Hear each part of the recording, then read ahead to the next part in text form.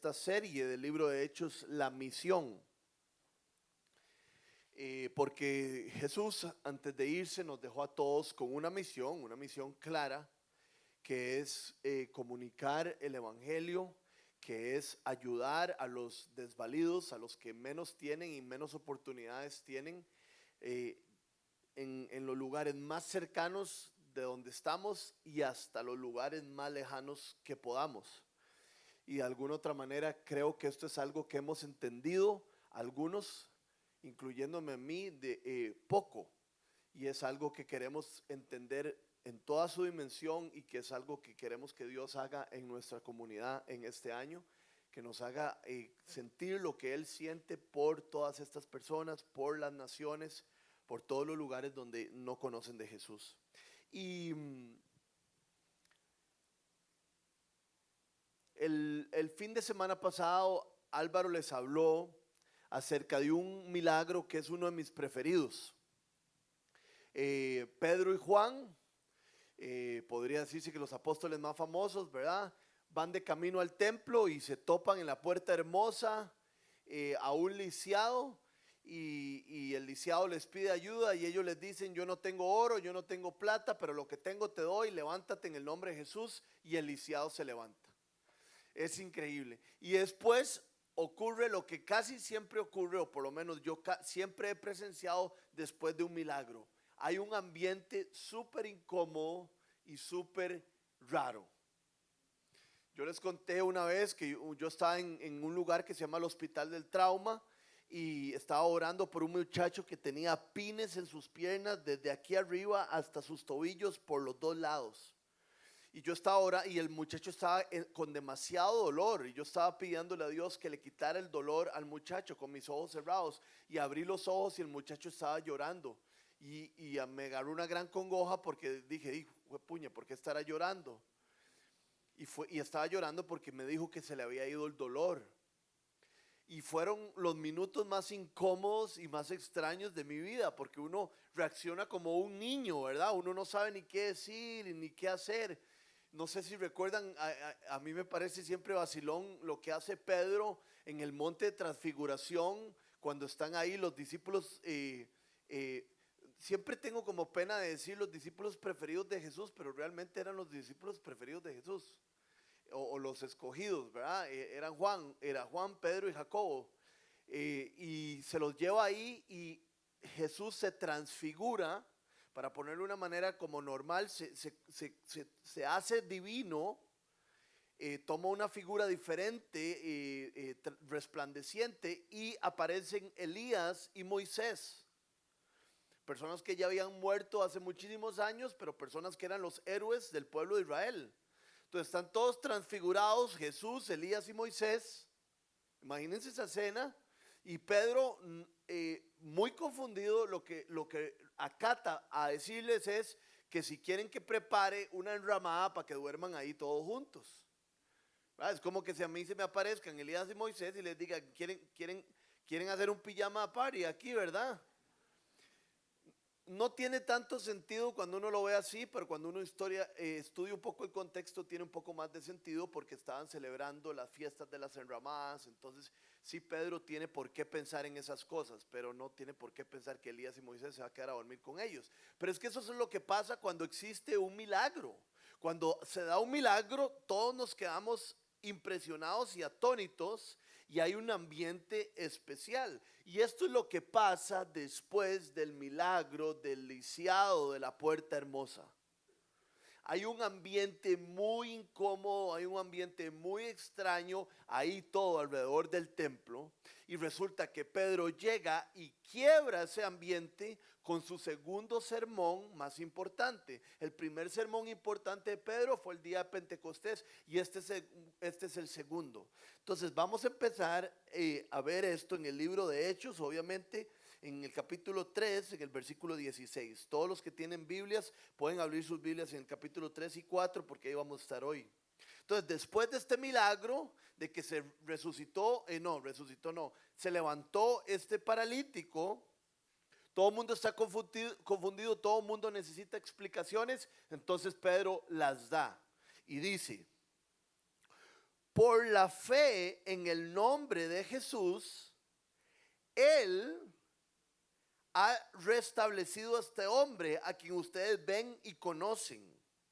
Esta fe que viene por medio de Jesús lo ha sanado por completo, como les consta a ustedes.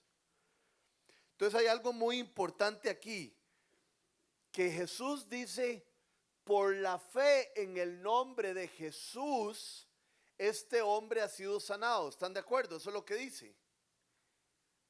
Pero ¿por la fe de quién?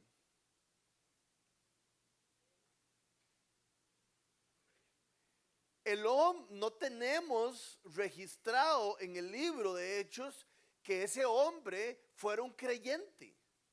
De hecho, más tarde nos damos cuenta que no. Cuando Pedro dice que es por la fe en el nombre de Jesús que el hombre fue sanado, Pedro está hablando por la fe de él y por la fe de Juan. Y esto me parece impactante al puro principio, pero después cuando me pongo a pensar, tenemos un montón de ejemplos en los evangelios cuando ocurren estas cosas. Cuando Jesús multiplica el pan, ¿acaso le habían pedido pan? ¿Acaso alguien había tenido fe de que Jesús les podía dar de comer? Jesús simplemente decide restablecerlos por la fe de él mismo. Y así ocurren muchas cosas. Cuando Jesús llega a la fuente de los pórticos y hay un hombre que lleva 38 años de estar paralítico, Jesús llega y le dice, ¿qué es lo que te pasa? Siempre decía eso, Jesús, ¿qué es lo que te pasa? Yo me imagino que el hombre de 38 años de estar paralítico se le queda viendo y le hace, ¿en serio, Jesús? Y le hace, que estoy paralítico y cada vez que llegan los ángeles a la fuente, me agarro súper tarde para llegar a la fuente y cuando ya llego ya no me pueden hacer el milagro. Entonces eso nos muestra que inclusive la teología de este hombre paralítico estaba bastante rara, ¿verdad? No era un hombre como de mucha fe.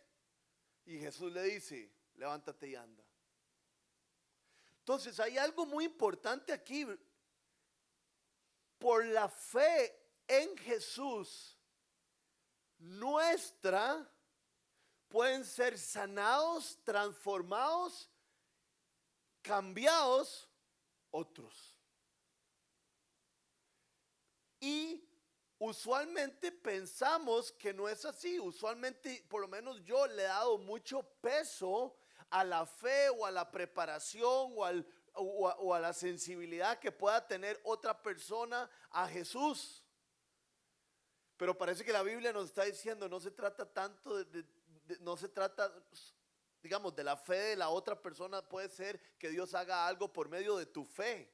Yo no sé si les ha pasado, ¿verdad? Que uno lleva a una persona a la iglesia y uno dice, uy, juepuña, uy, va a enseñar Rodrigo. Yo quería que no enseñara a Rodrigo porque mi amiga no le va a gustar como enseña Rodrigo. Y uno le da una gran importancia en las personas, ¿verdad? Ah, no, esta persona, no la voy a invitar a esto, la voy a invitar a lo otro porque tal vez esto no le... Y piensa en las personas. Pero esto nos habla de la soberanía de Dios. Ni siquiera es tanto de las personas. Puede ser de la fe de otra persona que está intercediendo para que Dios haga algo.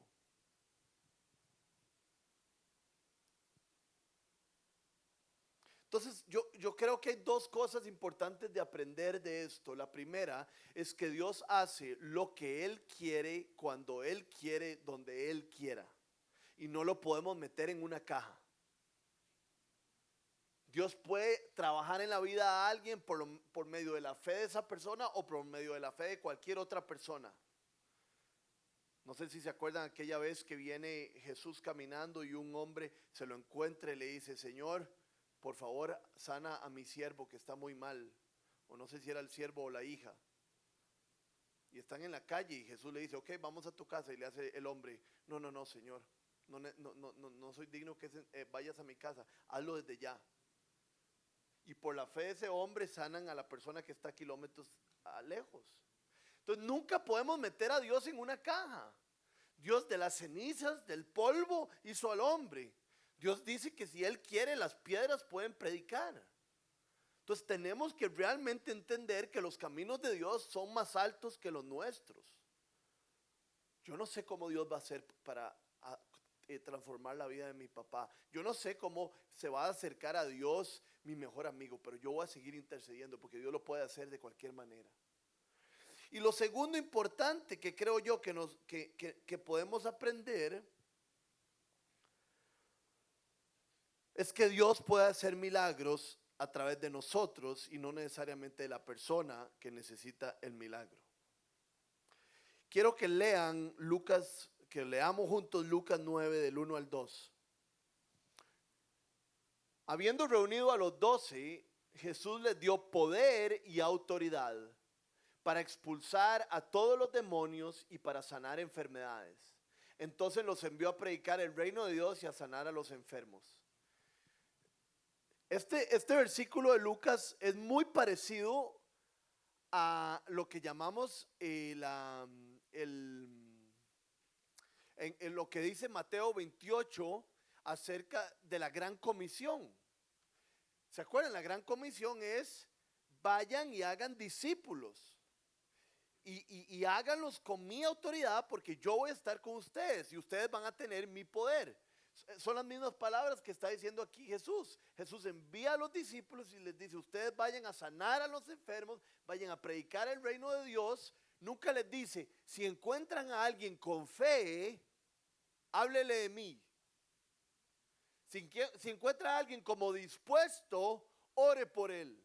No, Él les da autoridad a ellos y les dice: vayan. Y la misma situación es con nosotros. No necesitamos nosotros que las personas estén creyendo, no necesitamos que las personas estén dispuestas. Uy, qué bueno sería. Simplemente necesitamos de la autoridad del poder de Dios y Dios hará lo que Él quiere.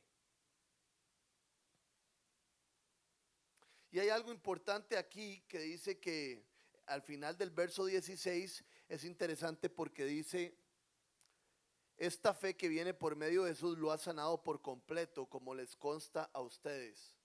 Hay veces que Dios sana por completo y hay veces que Dios no sana por completo. Y todo está calculado. Vamos, yo les puedo hablar por mí, que yo tengo una enfermedad. No sé, tal vez tengo que especificar cuál es para que no se preocupe que voy a quedar muerto ya aquí así. Pero digamos, yo tuve una gran depresión y desde hace años, y desde ese momento ha sido un sub y baja. Nunca he estado perfectamente bien.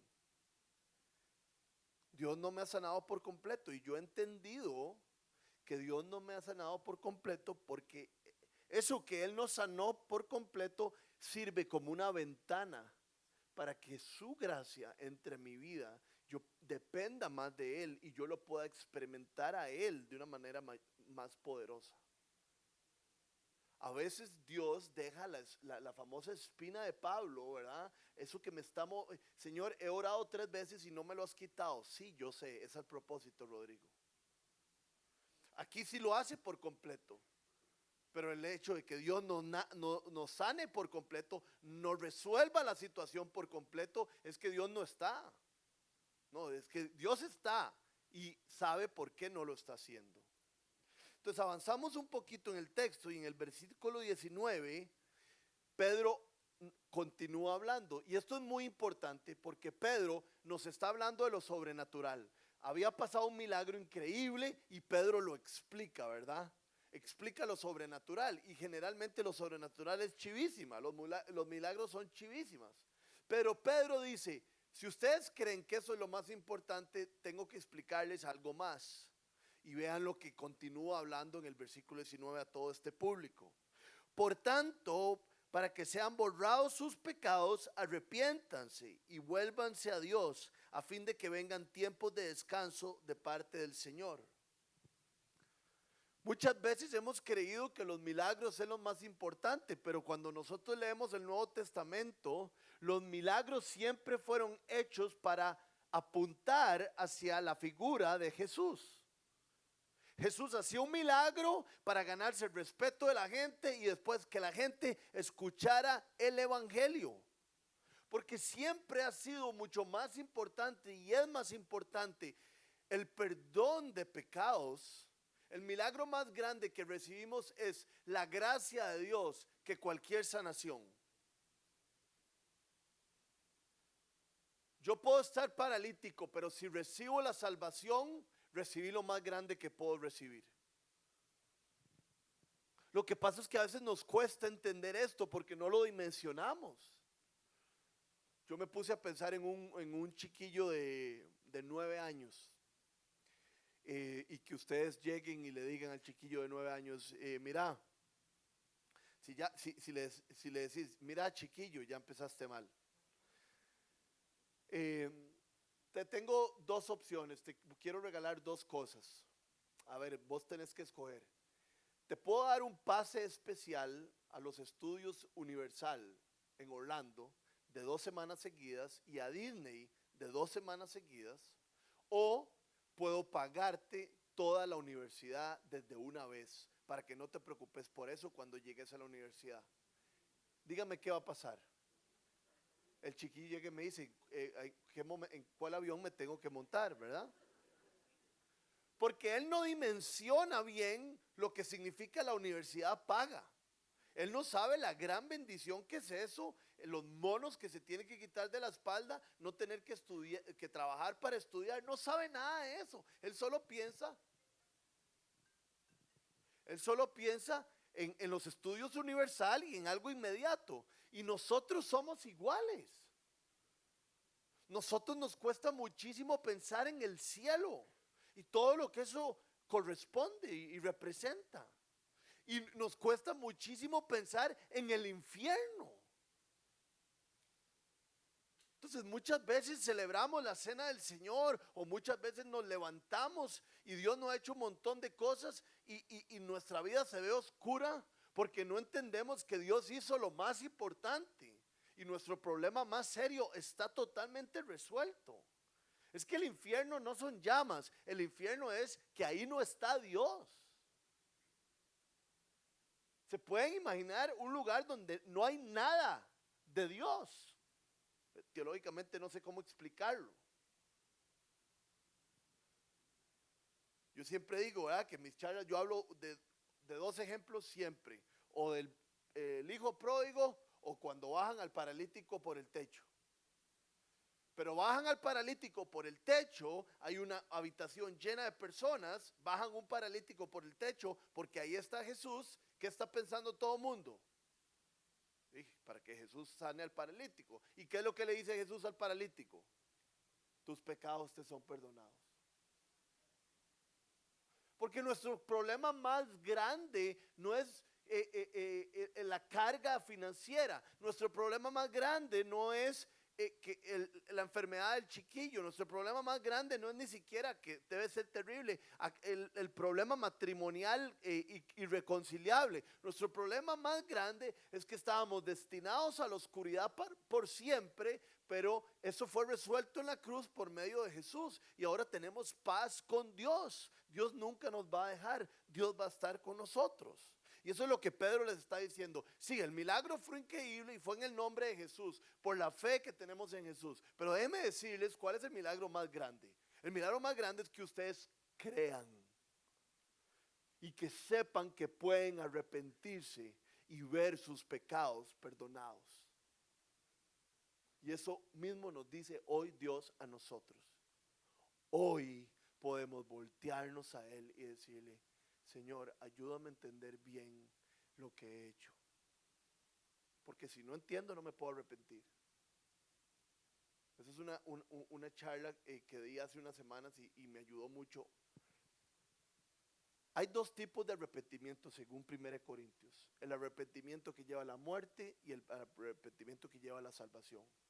El arrepentimiento que lleva a la muerte es cuando sentimos culpa y remordimiento por nuestros pecados y nos llevan a la oscuridad y más bien a alejarnos de Dios. No sirvo para nada, soy un bueno para nada, siempre cometo errores, no soy digno y cuando me doy cuenta estoy metido en una cueva. Ese arrepentimiento no sirve de nada. El arrepentimiento que sirve es, ¿por qué hago estas cosas? Señor, ayúdame. Señor, enséñame a ver qué es lo que he hecho. Señor, me tiro a tus brazos. Y además tiene que ser algo que lo entendí, porque yo no sé ustedes, pero yo muchas veces cometo un error, digamos, le hago una pachotada a mi esposa y yo no aguanto, no es por jugar de santito ni nada, pero yo no aguanto estar bravo con mi esposa, me aburre demasiado estar en el mismo habitación y no poder hablar y todo incómodo y no me gusta. Entonces, por puro egoísmo, me peleo con ella, hago algo y, ay, mi amor, perdón.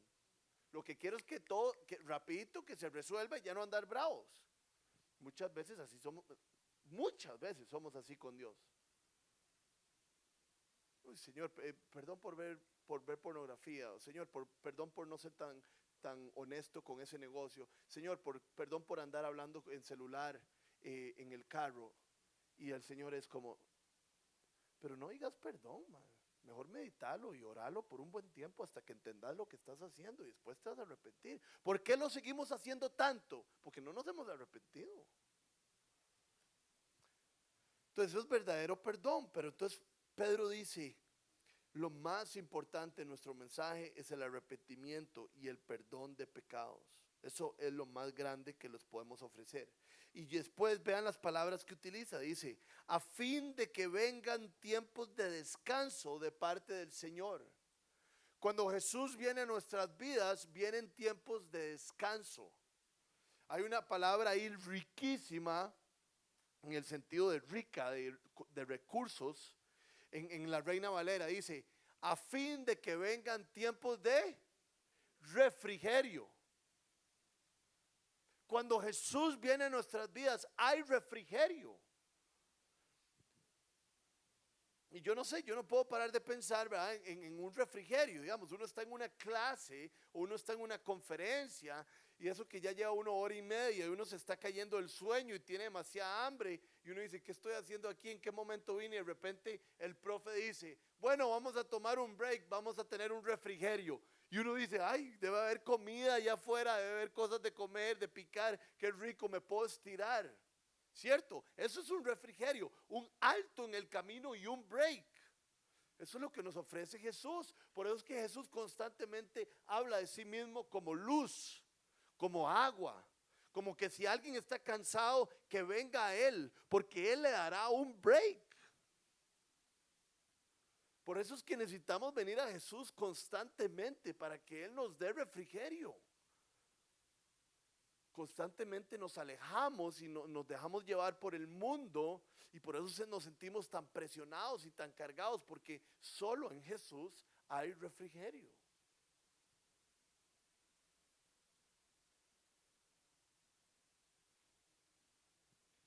Y ahora pasamos a la otra parte donde después de predicar este sermón, Pedro y Juan son llevados a un juicio, a un concilio.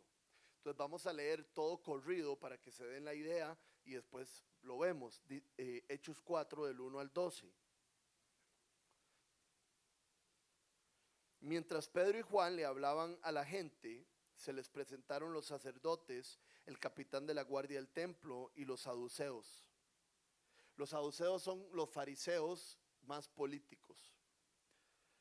Estaban muy disgustados porque los apóstoles enseñaban a la gente y proclamaban la resurrección, que se había hecho evidente en el caso de Jesús. Prendieron a Pedro y a Juan y como ya anochecía, los metieron en la cárcel hasta el día siguiente.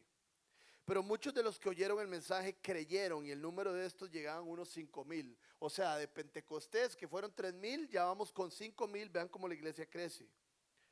Al día siguiente se reunieron en Jerusalén los gobernantes, los ancianos y los maestros de la ley. Allí estaban el sumo sacerdote Anás, Caifás, Juan, Alejandro y los otros miembros de la familia del sumo sacerdote. Hicieron que Pedro y Juan comparecieran ante ellos y comenzaron a interrogarlos. ¿Con qué poder o en nombre de quién hicieron ustedes este milagro? Y esto que hablan de la resurrección de los muertos. Pedro, lleno del Espíritu Santo, eso nos muestra que que puede estar lleno o no.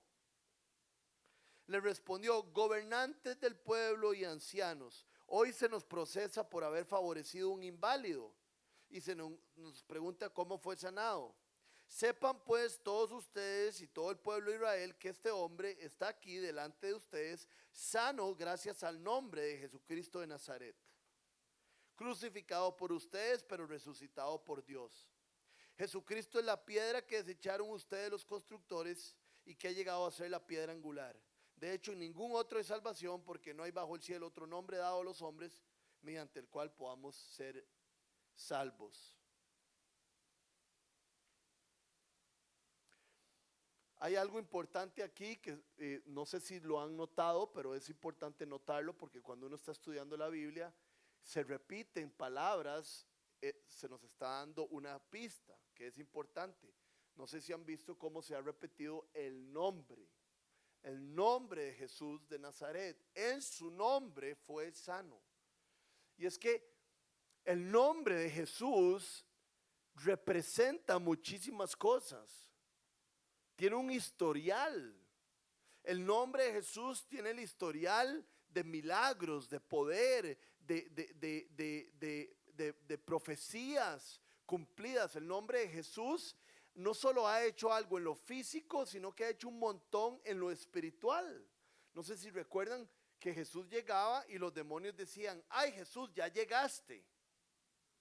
Porque en lo espiritual el nombre de Jesús de Nazaret tiene un poder. Y eso es lo que está hablando Pedro. Nosotros resucitamos en el nombre de Jesús, en aquel que tiene esa trayectoria. No sé si se me ocurrió algo como para explicarlo. Si yo les digo a ustedes el nombre del automercado, muchos de ustedes, si son más jóvenes, lo que significan, lo que se imaginen es un automercado todo bonito, por afuera, pero algunos de ustedes se imaginan el primer automercado, que fue, no sé si el San José o los Yoses. ¿Cuál fue el primero? El de San José. De hecho, es vacilón, mi papá era amigo del hijo, vivía muy cerca, vecino del hijo del dueño, del fundador de los automercados en los Yoses. Y mi papá se metía al automercado de los Yoses con el hijo del dueño a robarse cosas del automercado, del papá. Y uno se imagina el automercado, entonces los más viejos se me imaginan todo el transcurso y cómo se ha desarrollado esa marca, y los más jóvenes nos imaginamos todo lo que hace el automercado y todo lo que lo distingue. El automercado tiene un nombre. Nunca lo pensamos así, pero realmente tiene un nombre que genera pensamientos y tiene una fuerza en el ambiente, si lo quieren ver así.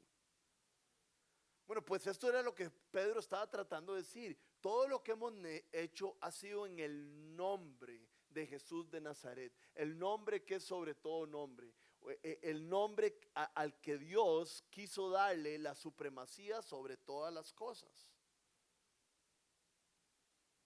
Y en el versículo 11 dice: Jesucristo es la piedra que desecharon ustedes los constructores y que ha llegado a ser la piedra angular. Pedro, en pocas palabras, le está diciendo a todas esas personas y nos está diciendo a nosotros: muchos de ustedes creyeron y creen que Jesucristo es un patas vueltas, pero Jesucristo es la piedra angular.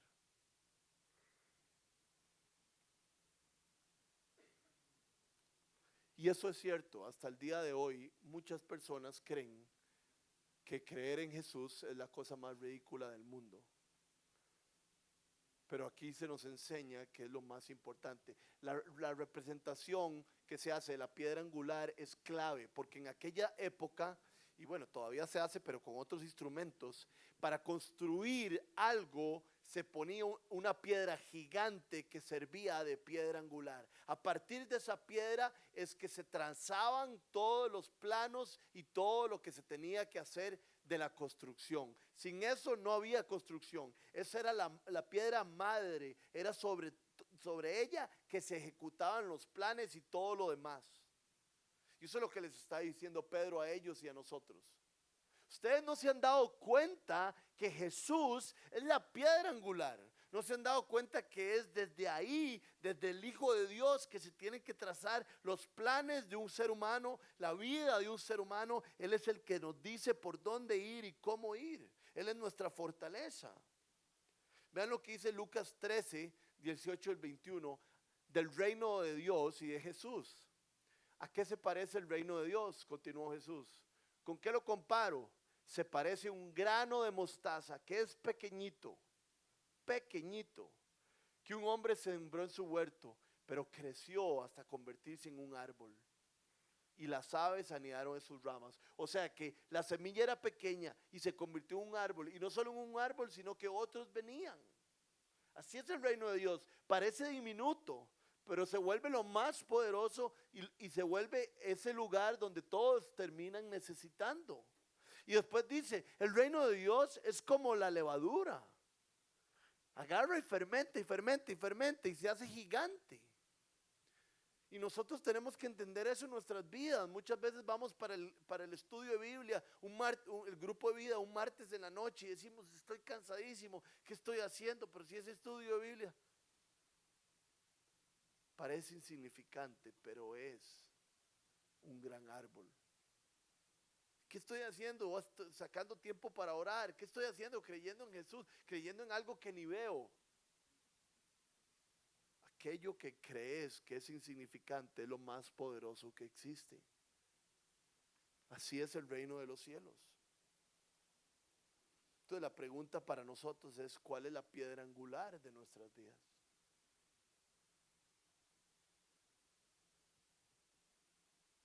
¿Realmente creemos que Jesucristo es la piedra angular? Vean lo que dice primera de Pedro 2, del 4 al 8. Cristo es la piedra viva. Es una piedra que está viva, es una piedra que permanece con nosotros, que nos acompaña. Es una piedra que ha sido rechazada por los seres humanos, pero para Dios es preciosa. O sea que esto nos hace preguntarnos, ¿son preciosas las cosas que son preciosas para Dios? ¿Son preciosas para mí? Al acercarse a Él, a Jesús, nosotros nos convertimos en piedras vivas, cobramos vida. Y dice que nos convertimos en sacerdotes, con las cuales se está edificando una casa espiritual. De este modo llega a ser un sacerdocio santo para ofrecer sacrificios espirituales que Dios acepta por medio de Jesucristo.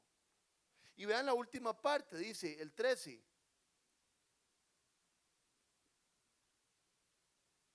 No. Sí. Los gobernantes, no.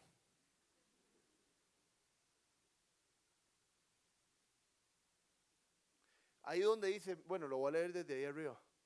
Miren que pongo en Sión, adelante, una piedra principal escogida y preciosa, y el que confíe en ella, porque la piedra principal y preciosa de Jesús, no será nunca defraudado.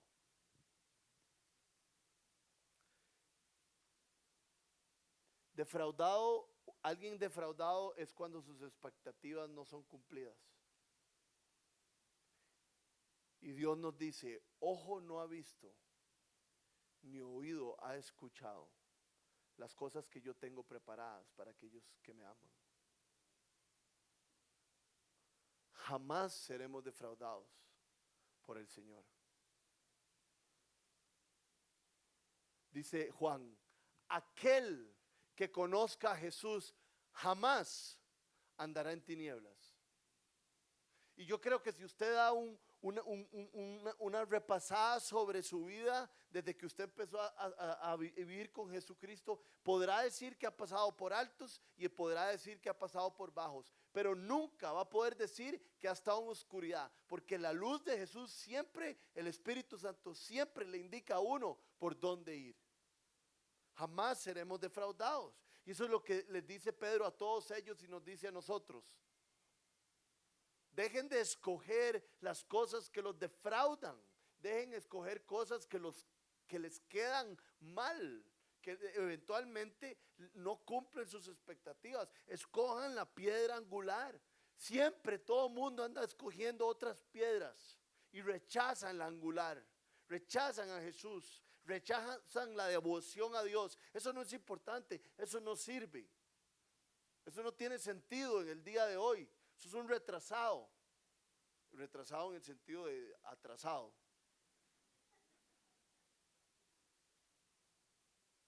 Hay un día donde Jesucristo volverá y nosotros nos enfrentaremos a Él. Y Jesucristo nos dirá, pase adelante. Y otros serán defraudados porque rechazaron al Rey de Gloria.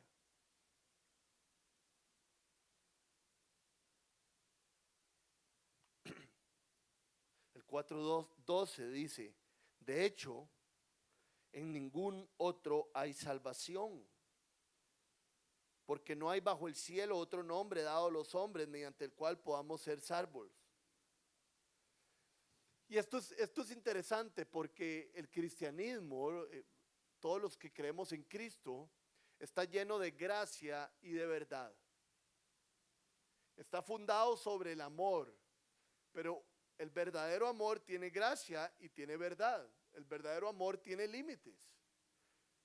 Si yo amo a mi esposa, soy verdadero con mi esposa. Tengo que ser serio y tengo que ser transparente y tengo que tener límites. Así funciona el amor verdadero. Tiene gracia, tiene compasión, tiene paciencia, pero también tiene límites. Y esto es lo que nos está diciendo Pedro acerca de Jesús. Nos está diciendo, Jesús es todo amor. Jesús te sustituyó a vos en la cruz del Calvario. Jesús quiere entrar a tu vida y perdonarte y estar contigo siempre.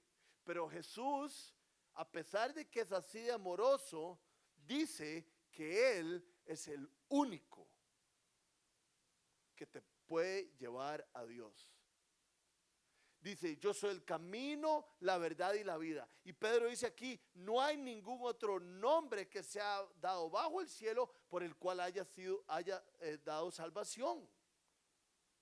No hay ninguna otra persona en la historia del mundo que haya podido decir algo acerca del pecado y de la santidad de Dios y dar una explicación de cómo vamos a llegar a Dios. En la historia de la humanidad hay dos tipos de religiones. Las religiones que es de hacer para llegarle a Dios, o la religión única que es creer en Cristo, que es no podemos hacer nada, Él tiene que venir a nosotros.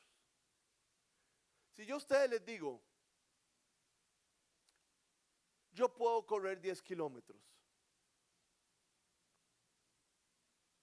yo no estoy jugando de vivo, yo puedo correr 10 kilómetros. Si yo a ustedes les digo, yo puedo cocinar un queque banano, les estoy mintiendo porque yo no puedo cocinar un queque banano. Pero hay cosas que puedo hacer y el hecho de que las haga y lo diga no está mal, simplemente estoy hablando la verdad. Entonces nosotros los cristianos no tenemos que tener miedo de que Jesús diga, yo soy el único camino al Padre, porque es la verdad. ¿Es excluyente? Sí, el amor es excluyente para que sea amor. Tiene que ser excluyente. Jesucristo es el Hijo de Dios. Y Él decía, el que haya pecado en mí, que lo diga. Y nadie podía decirlo. Entonces, no tengan miedo de que bajo el cielo no hay ningún otro nombre por el cual uno encuentre salvación. Y esa es su declaración. Y Pedro les está diciendo, vuélvanse a Él, no rechacen la piedra angular, no crean que es un don nadie, por favor, porque nosotros lo hemos visto, lo hemos escuchado.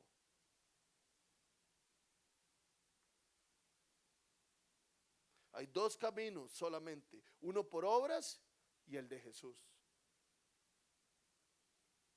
Y ya casi terminando, vean el 13, dice, después de todas estas conversaciones, los gobernantes que estaban ahí con Pedro y Juan, al ver la osadía, que en otras palabras es confianza, con que hablaban Pedro y Juan, y al darse cuenta de que eran gente sin estudios ni preparación, quedaron asombrados y reconocieron que habían estado con Jesús.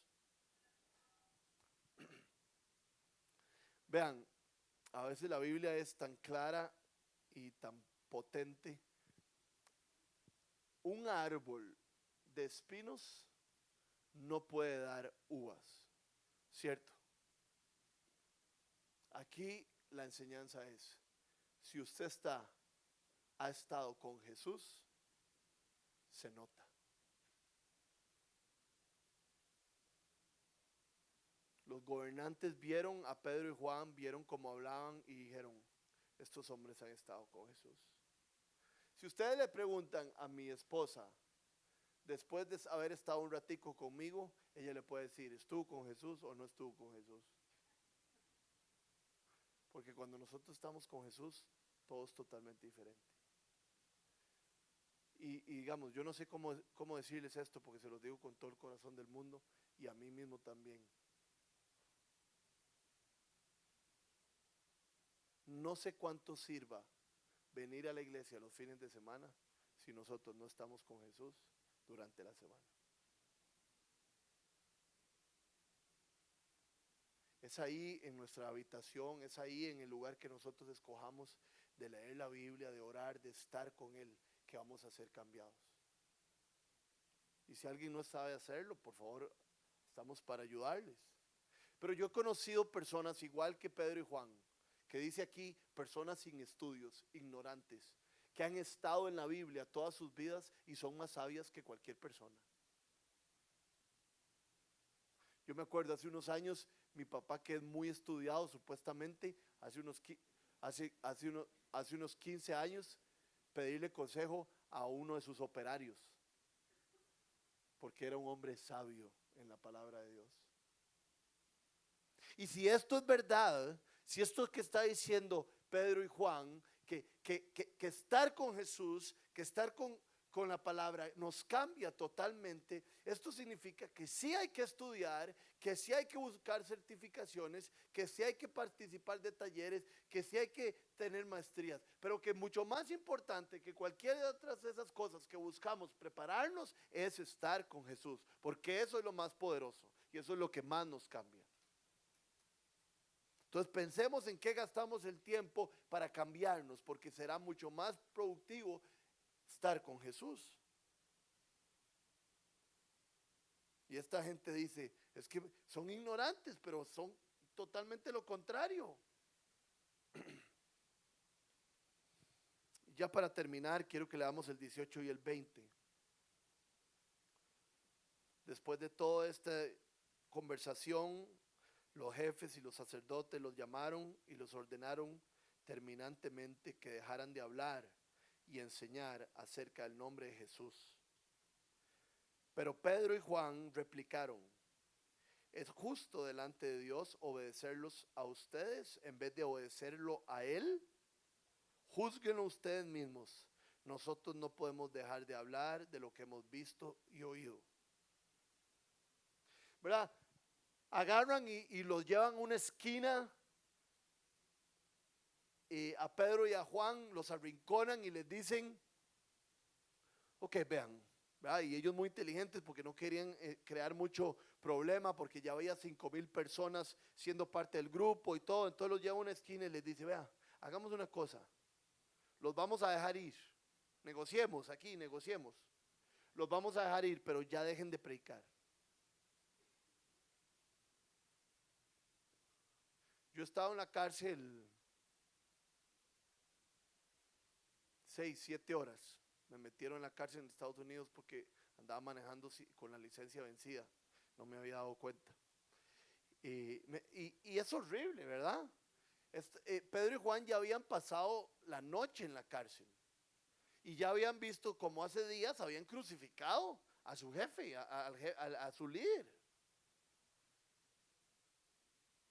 Entonces yo me imagino que a mí hubieran llegado y me dicen, mira, Rodrigo, lo vamos a dejar ir. Ya no tiene que dormir en ese lugar tan feo y tan horrible, ya no tiene que tener hambre, simplemente ya párenla, no hagan tanta bulla. Y Pedro y Juan les dice, ¿qué será lo mejor? ¿Obedecerlos a ustedes o obedecer a Dios? Y yo creo que es una gran enseñanza para todos nosotros, porque hemos estado y vamos a estar en muchas ocasiones donde si nos quedamos calladitos, donde si no hacemos mucho alboroto, nadie se va a dar cuenta. Pero tal vez a veces Dios quiera que más bien se den cuenta y que hagamos alboroto y que seamos fuertes en nuestra fe. Porque le aseguro que Dios prefiere que usted no bendiga a alguien haciendo un chanchullo que haciéndolo. ¿A quién obedezco? ¿A Dios o a los hombres? Piense en su vida. ¿Cuáles son los ejemplos donde estoy tentado a obedecer a los hombres en vez de obedecer a Dios? Pedro y Juan nos están dejando una lección clarísima. Sea lo que sea, obedezca a Dios. El otro día llegó una pareja aquí de la viña que se va a casar y la mujer de la pareja es gringa. Y se dieron cuenta de algo que yo creo que todos sabíamos, ¿verdad? Que es que sacar el green card dura toda la vida, como año y medio. Entonces estaban viendo todas las opciones de lo que tenían que hacer. Si pedían dicen que hay una visa de compromiso. Cuando uno se compromete con alguien hay una visa y de todos, y estamos viendo las opciones. Pero de todas las opciones, que todas son dificilísimas, parecía que la más fácil, y esto no lo voy a poder explicar muy bien, era entrar a los Estados Unidos y que él entrara a los Estados Unidos con su visa de turista. Y que le dijeran, como le dicen a uno, señor, ¿para qué viene a los Estados Unidos? Y que él dijera, a pasear. Y que entraran y que se casaran en los Estados Unidos. Y una vez casados, empieza todo el papeleo y todo lo demás. Pero puede ser que migración se dé cuenta que él entró como turista y que después se casaron allá adentro, entonces que por qué él no dijo que se iba a casar a la hora de entrar. Pero son las posibilidades muy, muy remotas. Y entonces si se dieran cuenta, otra vez tendría que mentir.